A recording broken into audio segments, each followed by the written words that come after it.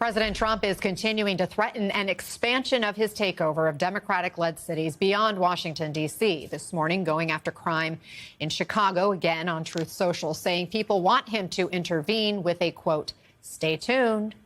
But another city in his sights as well is Baltimore, Maryland, a city that, while it has the fourth highest crime rate in the country, has had success in combating that violence in recent years, including a drop in homicides this year, the lowest in 50 years. Maryland Governor Wes Moore has invited the president for a walk through the city. The president rejected that offer, instead telling Moore to, quote, clean up this crime disaster. Baltimore, Wes Moore was telling me I want to walk with the president. Well, I said, I want to walk with you too someday. But first, you got to clean up your crime, because I'm not walking in Baltimore right now. Baltimore is a hellhole. And this guy, I don't even think he knows it.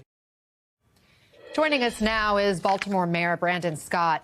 Mayor Scott, thanks for being with us.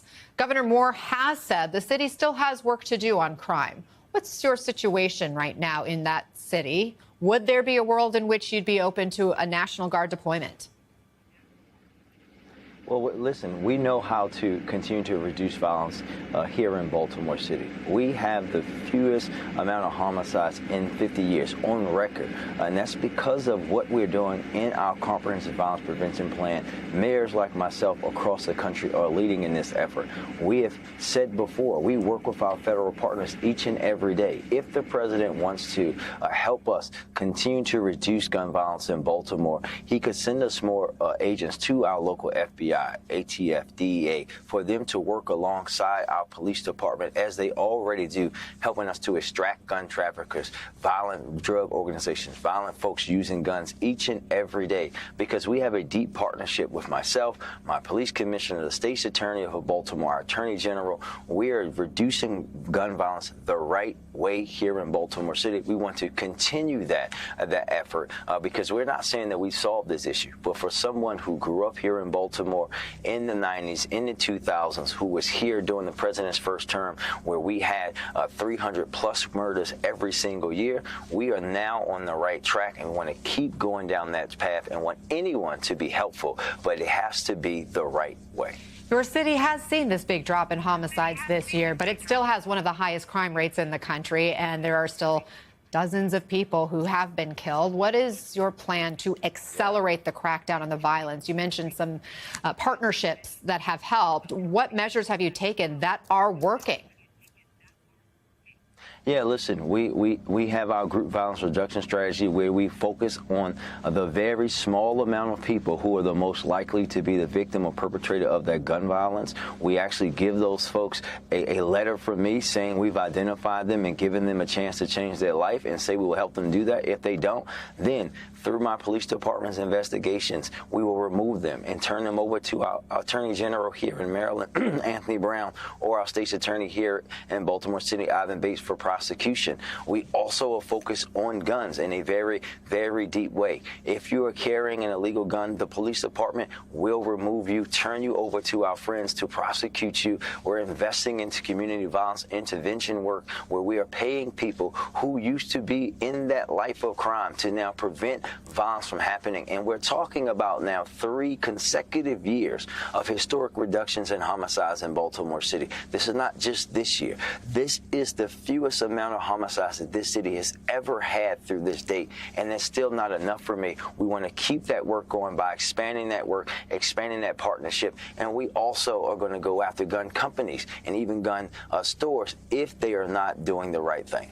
We know there are no simple solutions. You talk about progress. That's great news. The president is calling your city a hellhole. In the past, he's called it a disgusting rat and rodent-infested mess. What's your response to that rhetoric? Well, I think that, listen, I've never been someone who did the partisan talking points or the rhetoric. I focus on the reality. The reality is that I don't really care what the president thinks, because I know the residents in Baltimore have deep pride in their community, and we acknowledge the progress that we've made, but also that far too many people still are getting hurt in our city. And as someone who grew up and who had to duck bullets, who's had that gun in my face, who led one of the largest anti-violence movements movement that this city has ever seen for many years. As a younger elected official, I take it as a personal responsibility to work on this issue to make sure that everyone knows that we are not the city that we want to be yet, but we are definitely better than we were during the president's first term and when I was a young man growing up in Baltimore City. It is a great city. They call it Charm City because of the people, and the people of Baltimore don't care about the outside world because we know that we're getting better each and every day and that we are the greatest city in America. Mayor, the president has threatened the federal funding set aside for the collapsed Francis Scott Key Bridge. How do you respond to that? And have you spoken with this administration about those funds?